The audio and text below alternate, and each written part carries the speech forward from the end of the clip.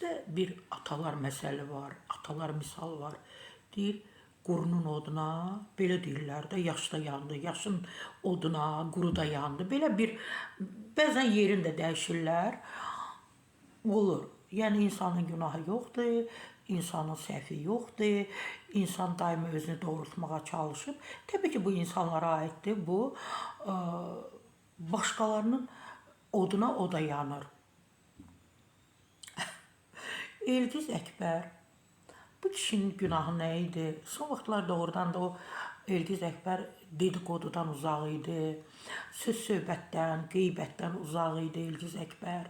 Ətrafına gənc musiqiçiləri toplanmışdı, bir yarışmalar edirdi, onların bir çoxunu məşhurlaşdırdı. İndi o adamlar çörək yeyir, çörək qazanır. Yer düşəndə heç Elgizi bəyənmirlər, heç yada salmırlar. Biri vardı, boyu bir tikə bu boyda bir qız var idi, gəlmişdi. Dağlardan gətirmişdilər, onu hardan gətirmişdilər. Gəldi, ağlayırdı, özünü öldürürdü. Elgiz, mən sənin yanıma gəlmişəm, nə edəcəksən, sən mənə edəcəksən. İndi deyir, mən Elgizi tanımıram. Məsəl üçün, demək istəyirəm ki, Elgiz çox adamlara çörək verdi, verirdi. Yəni son vaxtlar demək olar ki, dedikodudan uzaq idi, qeybətdən uzaq idi, çox maraqlı işlərlə məşğul olurdu.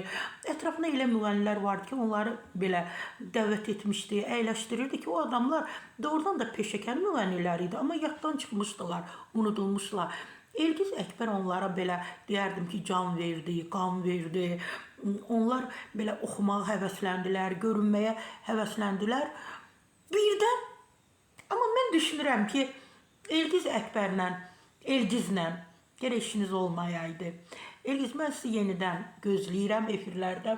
Öpürəm səni. Sən mənim bir tanəmsən.